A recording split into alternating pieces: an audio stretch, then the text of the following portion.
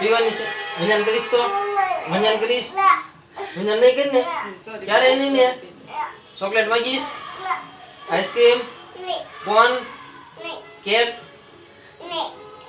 કોણ માંગે છે કેક ને એવું આઈસ્ક્રીમ કોણ ખાય છે